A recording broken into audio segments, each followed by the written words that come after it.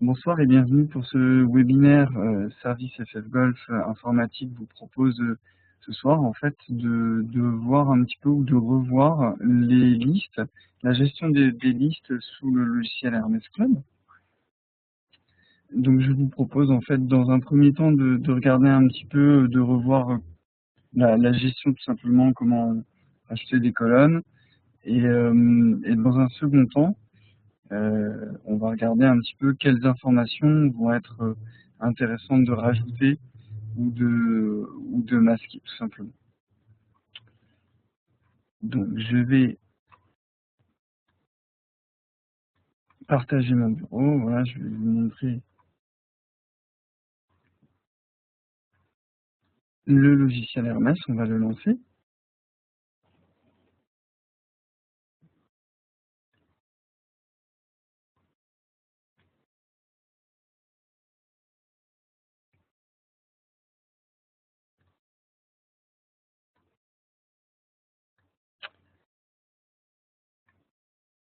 Alors comme j'ai eu l'occasion de le dire, hein, on va avoir une petite partie de démonstration dans ce webinaire.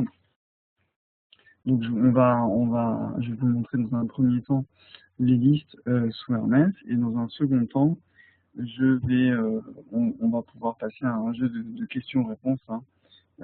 Si vous avez des questions, n'hésitez pas à les poser dès à présent dans le petit module questions-réponses qui est à votre disposition. Et puis j'y répondrai alors soit en temps réel si c'est pertinent, si c'est sur la question, ou à retard après coup si ça concerne une autre question. Donc je vous propose de commencer. Alors n'hésitez pas à m'arrêter ou à me faire un petit signe avec la petite main qui est en dessous de votre nom, qui va vous permettre de signaler si vous avez un problème technique, notamment que vous n'entendez pas bien. Je vais montrer le son du casque.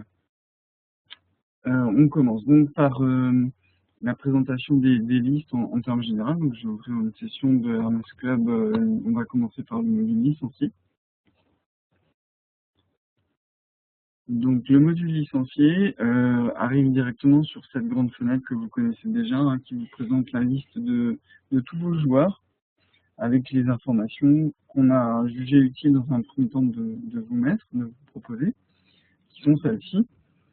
Donc d'une manière générale dans le logiciel, dans les modules Hermès, les vues listes, c'est des choses que vous retrouvez assez régulièrement, assez souvent. Elles sont composées donc de ces colonnes, c'est un petit peu une présentation classique qu'on peut voir, qu'on peut connaître typiquement dans Excel. Avec ces colonnes donc, et vous avez la possibilité de les agencer comme vous le souhaitez. Donc si vous avez des informations qui sont trop courtes ou vous n'arrivez pas à tout lire, vous pouvez les agrandir en utilisant tout simplement ce petit icône-là avec les deux barres et qui vous permet de redimensionner tout simplement la fenêtre, la colonne.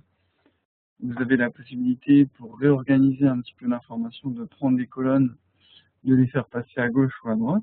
C'est-à-dire, si vous voulez le prénom avant le nom, vous allez cliquer sur l'entête de la colonne et sans lâcher le bouton de la souris, déplacer la colonne de gauche à droite. On va remettre le nom à gauche. Vous avez la possibilité aussi, bien sûr, de les trier. Donc, si on veut faire un tri sur le nom, on clique sur l'entête de la colonne et on obtient un tri. Donc, toute la liste, en fait, est triée par le nom.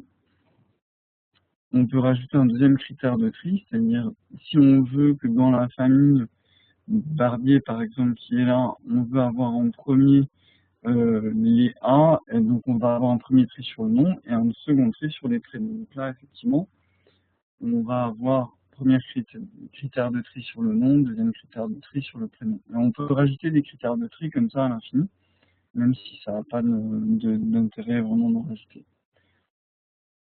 On va effacer tous les tris qu'on aura fait. Donc avec le curseur, quand il se place sur la colonne et qu'il se transforme en petite main, comme ça, vous avez un menu qui apparaît et vous pouvez effacer tous les tris d'un coup en cliquant sur annuler les tris. Donc ça, c'est pour les choses un petit peu basiques, on va dire, d'utilisation de ces listes. Alors, on a aussi constaté qu'on on vous a donné, dans un premier temps, en fait, une certaine quantité de colonnes, donc une certaine quantité d'informations qui peuvent convenir un petit peu à tout le monde. Et quand ça convient à tout le monde, bah, ça convient peut-être pas à une personne en particulier. C'est-à-dire que vous voudriez peut-être vouloir changer les informations, enlever des colonnes ou en rajouter en fonction de vos besoins. Donc vous avez un outil qui s'appelle le sélecteur de champs qui va vous permettre d'en rajouter. Donc un clic droit, sélecteur de champs. Et ici, vous avez cet outil qui apparaît avec tout un tas d'informations de colonnes disponibles. Donc des informations qui n'apparaissent pas de but en blanc. Et à droite, en fait, les colonnes qui apparaissent déjà dans cette vue. Donc ce que je vous propose maintenant, c'est de regarder un petit peu les champs qui seraient intéressants de rajouter. Et éventuellement, si vous voulez en enlever, c'est pareil, ça c'est libre à vous. Donc dans un premier temps, on peut regarder un champ qui s'appelle commentaire.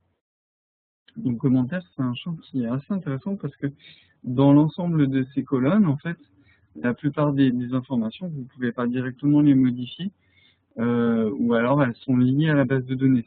C'est des données qui sont, on va dire, qui sont encadrées. Par contre, le commentaire va vous permettre de rentrer des informations, vous, à la main, et de manière totalement libre. Donc si je rajoute cette colonne commentaire, je vais valider et on va la retrouver à droite ici, à droite des autres colonnes. Donc si je me place dans commentaire,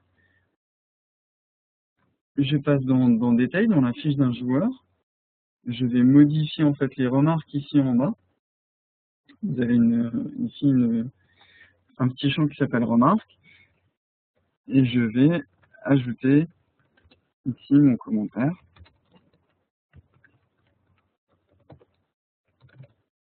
On enregistre et si on repasse sur le vue liste,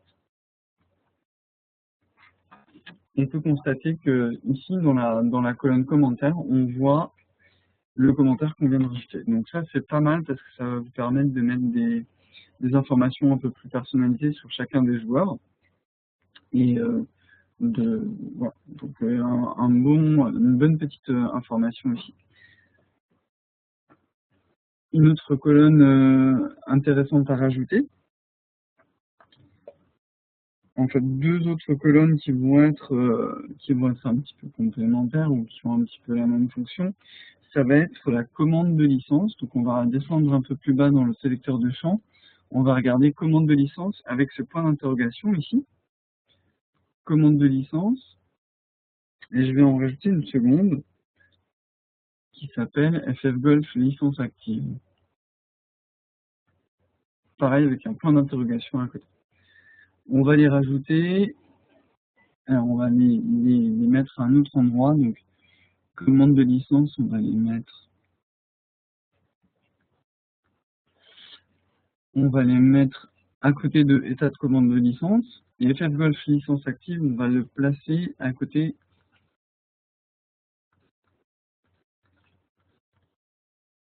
de date de commande. Voilà, on va faire ça comme ça. Et une fois qu'on valide, on peut voir que sur ces colonnes-là, en fait, vous avez commande de licence ici.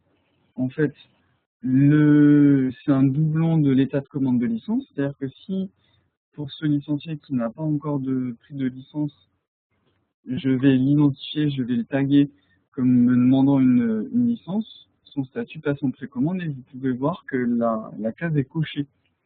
Donc ça vous permet visuellement de voir très rapidement, en plus de l'état de commande, et c'est même d'ailleurs un peu plus succinct, puisque de relire à chaque fois ce commentaire-là, ça peut être un petit peu fastidieux. Donc vous avez la coche ici. La coche qui vient se remplir. Et pareil, quand on peut trier sur cette colonne-là, alors j'avais déjà un critère de tri, on va trier uniquement sur cette colonne. Voilà. Et si on va tout en bas, on voit ici dans ma liste tous les joueurs qui sont en précommande. Donc on voit bien que la case est cochée. Donc ça va être surtout utile pour vous en début d'année prochaine ou en fin d'année de licence pour le renouvellement, quand les gens vont venir vous demander de renouveler leur licence. Une deuxième colonne donc, que j'ai fait apparaître ici, qui est FF Golf licence active. Alors, c'est une colonne qui aurait été très utile dans la version avant cette dernière mise à jour. C'est-à-dire que là, en fait, dans cette dernière mise à jour, on vous a rajouté une couleur verte sur chacune des lignes pour vous dire, pour vous donner l'état de commande de la licence. Donc, tous ceux qui sont sur fond vert, en fait, c'est les joueurs qui ont une licence active, et ceux qui sont sur fond blanc n'ont pas de licence active. Et donc, en fait, cette colonne, FF Golf licence active, c'est la même information, mais sous forme de case à cocher. Alors, la chose qui est intéressante par rapport à ces lignes, ces fonds verts qu'on vous a rajoutés, c'est que vous pouvez très bien maintenant faire un tri, en fait, sur cette colonne. Voilà. Et très rapidement, en fait, on va regrouper, en fait, les joueurs qui auront une licence active en fin ou en début de liste, grâce au tri sur cette colonne-là. On va avoir une autre information. Alors, vous connaissez déjà les valeurs de FF Golf certificat médical valide jusqu'au. Donc, en gros, c'est le statut qui dit ce joueur-là, en fait, a un certificat médical valide pour la saison sportive en cours. On pourrait très bien vouloir voir à quelle date le certificat médical a été commandé dans cette liste. Donc, pareil, sélecteur de champ, on va rajouter un champ qui s'appelle FF Golf certificat médical. Donc il est un peu plus bas. Voilà, il est là. Et on va le mettre à côté de certificat médical validé. Voilà. Et donc ici, en complément en fait de la date de validité du certificat médical, on va avoir à droite la date de commande.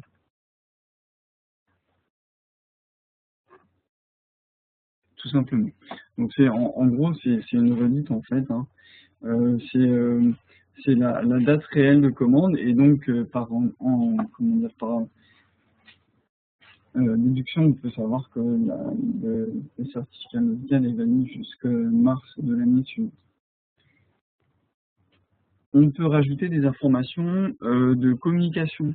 Par exemple, dans cette liste-là, vous pourriez avoir besoin de voir très rapidement l'email ou le numéro de téléphone de votre joueur.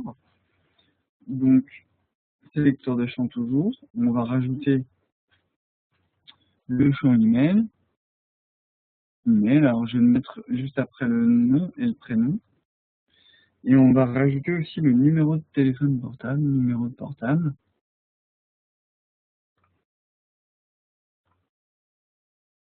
Voilà. Et on valide. Et on les retrouve ici. Alors, ce qui est un peu dommage, c'est que dans mon champ de joueur, j'ai pas d'informations, mais c'est pas très grave, on va tout simplement aller les remplir. Donc, on va aller directement dans adresse, téléphone portable, et email.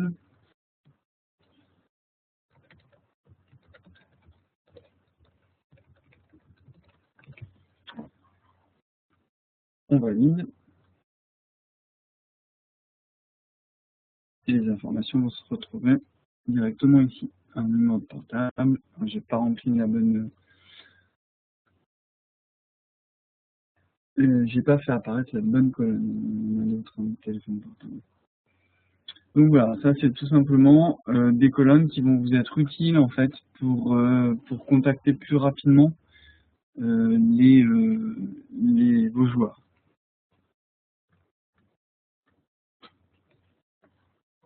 Je vois pas en fait le téléphone portable. Dernière chose, alors dernière information, colonne qui peut être utile et qui peut vous montrer une information qui n'est pas d'origine, en tout cas qu'on n'a pas choisi de vous montrer d'origine, c'est la nationalité du joueur. Donc on peut aller chercher ici nationalité. Nationalité, on la rajoute. Voilà. D'un coup d'œil, quand elle est renseignée, on la voit ici, nationalité.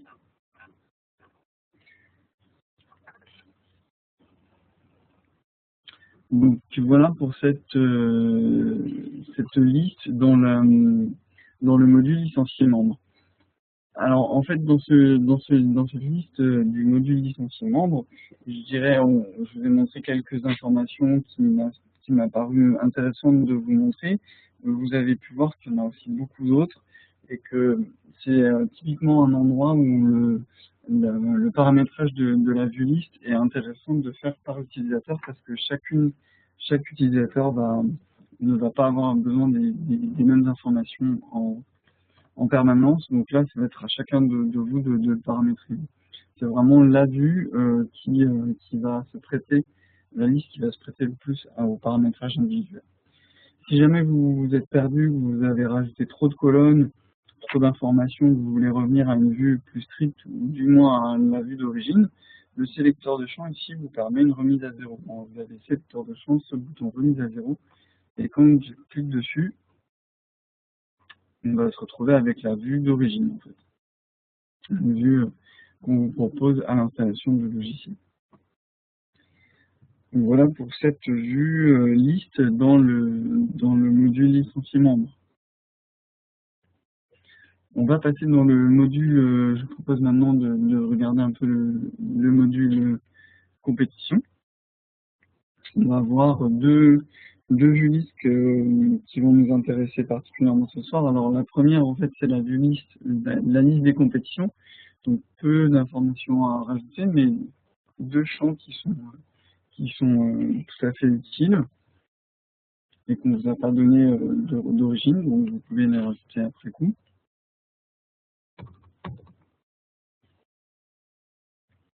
Là, je lance le logiciel.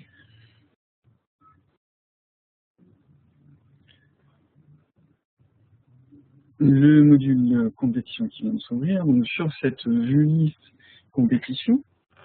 Et d'origine, en fait, dans cette vue liste compétition, on vous donne les colonnes suivantes, le numéro de compétition, la date du premier tour, le nom de la compétition, le nombre de tours, les formes de jeu, enfin tout ça, toutes ces informations, je pense que vous les avez vues et revues déjà, maintenant vous commencez à bien les maîtriser. Ce que je vous propose éventuellement, c'est de regarder dans le sélecteur de champ les deux autres informations que je vous propose de découvrir ensemble. Donc vous allez avoir tout simplement publication FF Golf. Donc ça c'est une colonne qui est intéressante de rajouter. Je vais la mettre après le nom. Voilà, ici.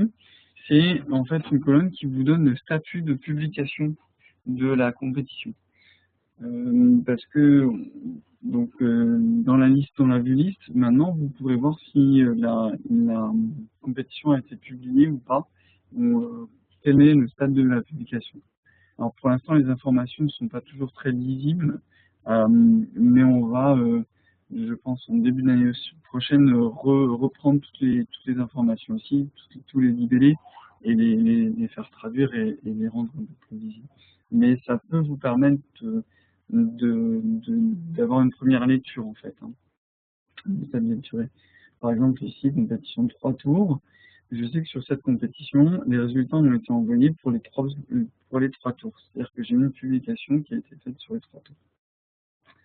L'information ici public CIRT, en fait, ça veut tout simplement nous dire que la compétition a été déclarée auprès de Fléol, mais que rien d'autre n'a été publié.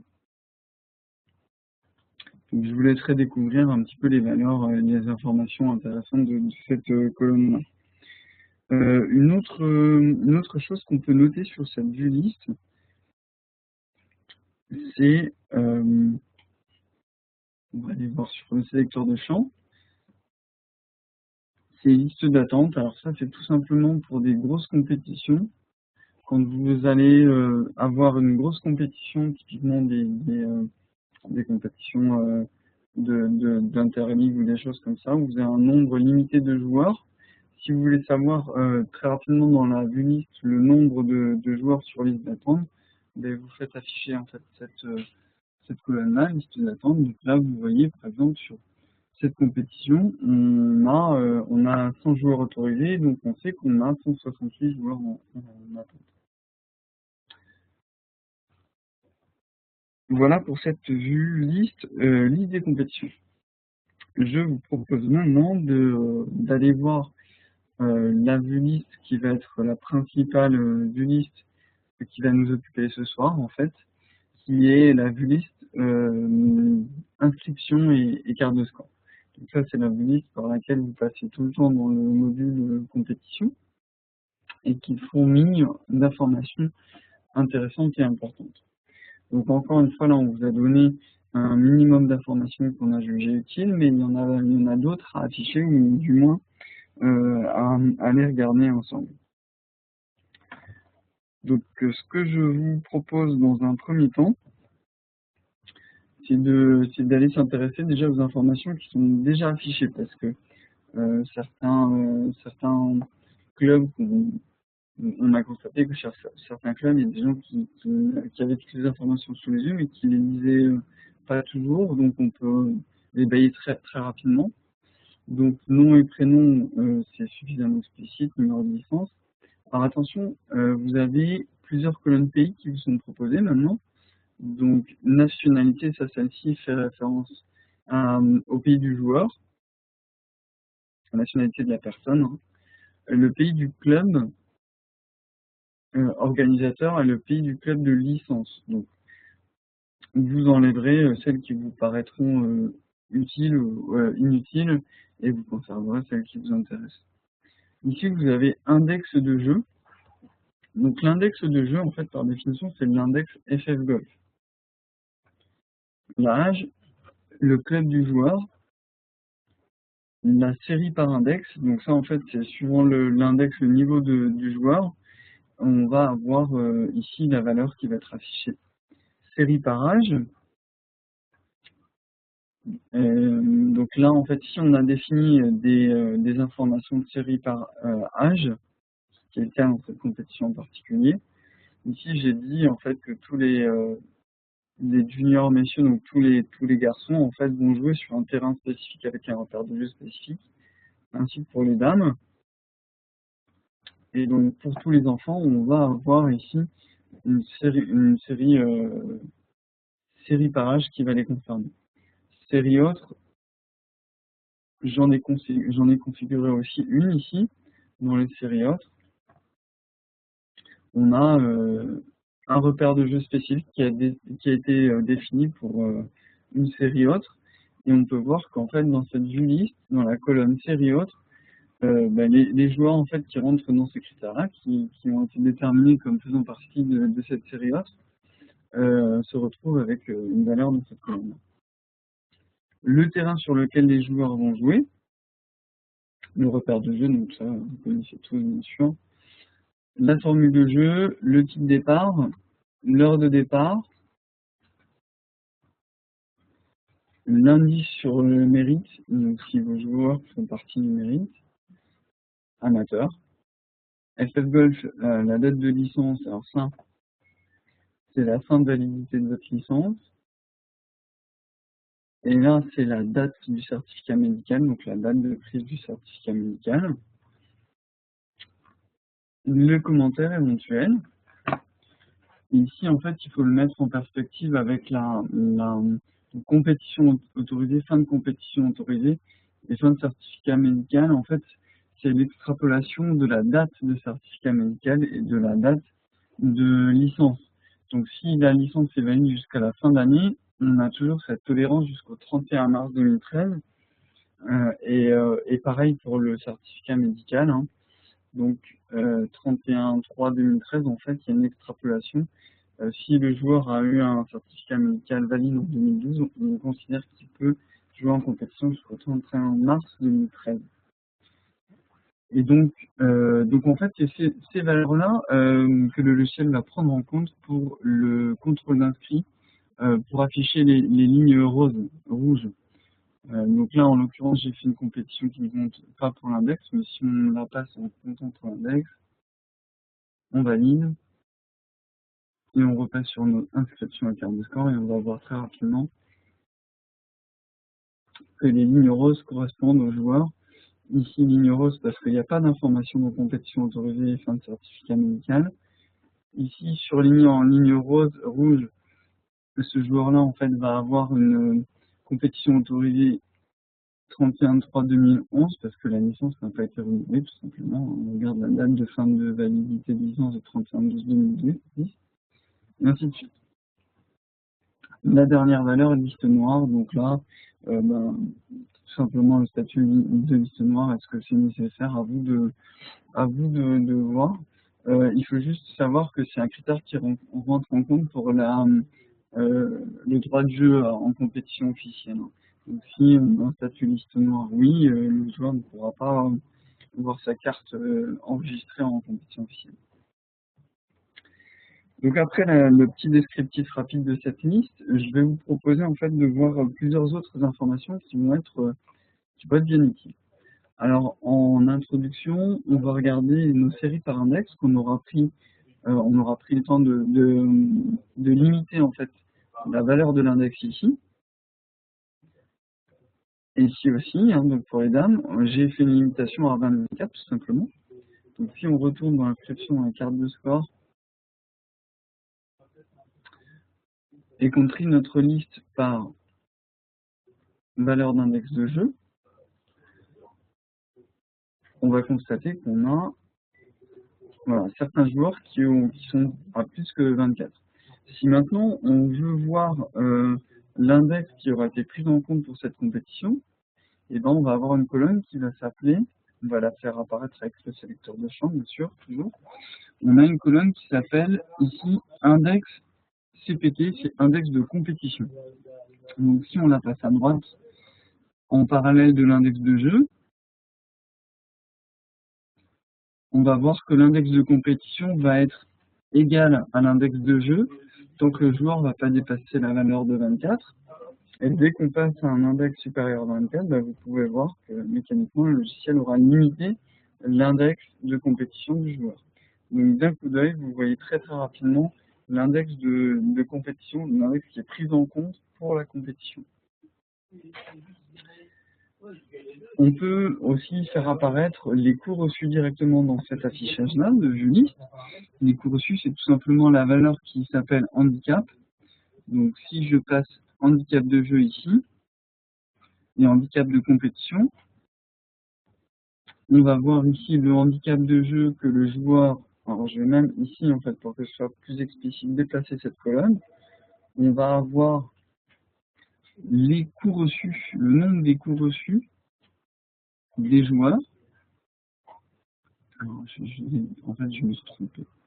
Voilà, on va faire ça comme ça, ce sera beaucoup plus parlant.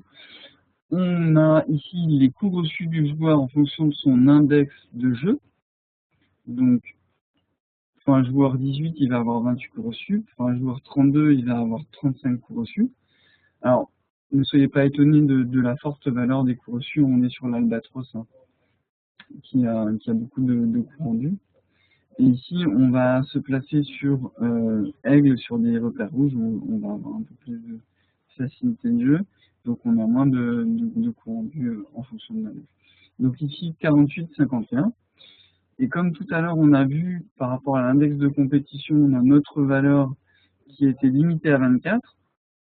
Dans la colonne de droite ici, on peut voir que la limite a été, le nombre de coûts rendus a été plafonné en correspondance de la limite d'index de jeu. Voilà, tout simplement.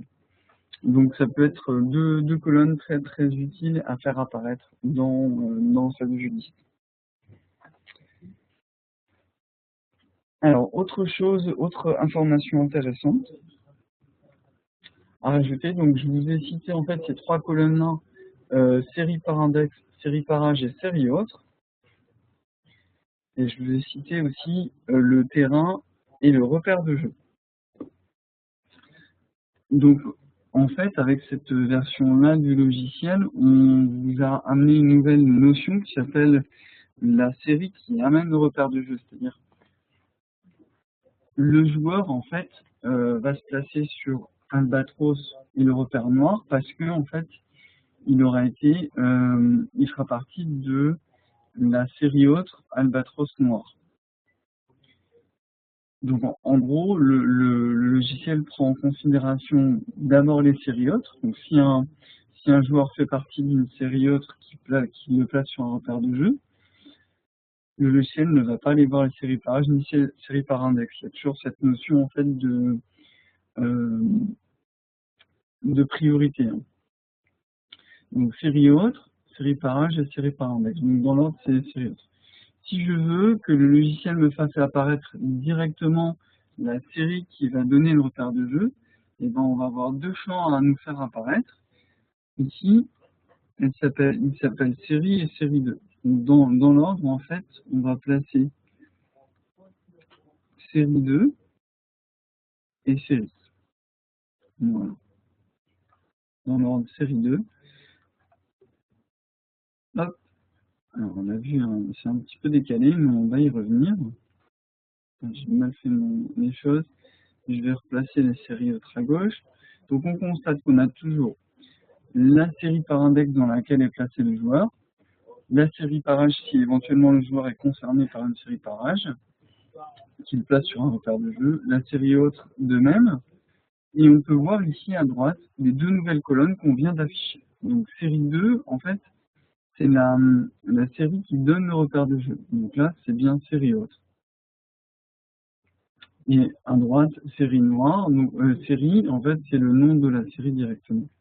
Donc on peut voir en fait que ce joueur-là a été placé dans la série autre Alba N. Donc le logiciel nous dit, bah oui, c'est bien la série autre qui lui donne le repère de jeu. Si on se place sur ce joueur-là, on voit qu'il est placé, donc qu'il répond aux critères de la série par âge, qu'il est placé sur son repère de jeu en fonction de son âge. Et donc on va avoir ici l'information série par âge, et ici junior messieurs, donc la série par âge qui le concerne. Et donc, en fait, le terrain et le repère de jeu va lui être donné par cette colonne-là. Ici, on regarde série autre, albatros noir, ben, on revient sur nos séries autres. Et enfin, pour tous les autres joueurs, en fait, on voit les séries par index, et donc la série 1, ou la série 2, ici, ainsi de suite. On va aussi avoir éventuellement les séries par âge, junior dame, donc ça ce sont des filles qui, en fonction de leur âge, vont être placées sur un repère de jeu spécifique.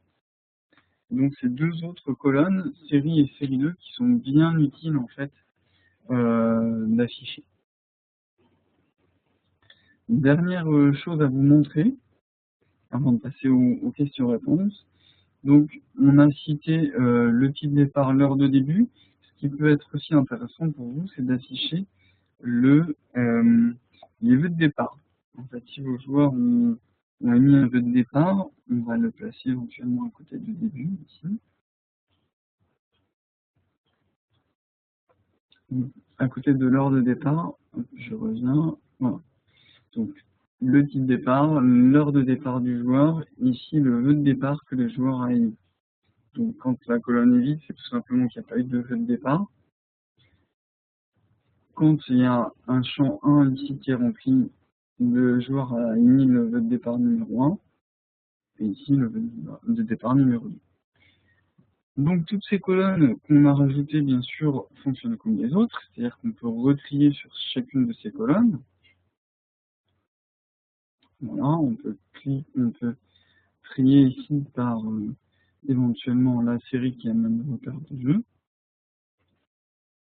Ainsi de suite, on peut les déplacer, on peut les redimensionner, enfin tout fonctionne comme les colonnes.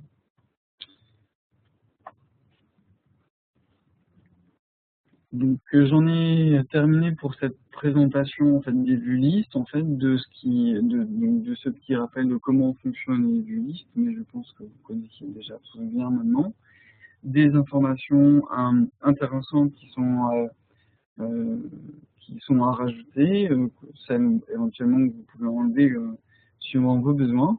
Donc ça, je vous laisserai voir. Donc maintenant, le paramétrage de chacune de vos vues listes. Alors, je souhaite quand même rajouter une petite information, surtout un rappel en fait, c'est que chacune de ces vues listes sont bien sûr paramétrables par utilisateur.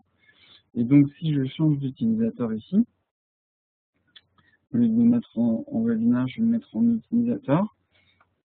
On ne va pas avoir du tout la même vue qu'on vient de paramétrer avec webinaire.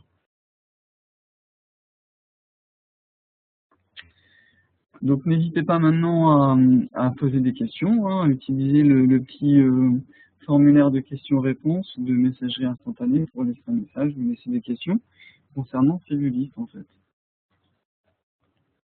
Donc là je termine la démonstration en disant j'ai changé d'utilisateur.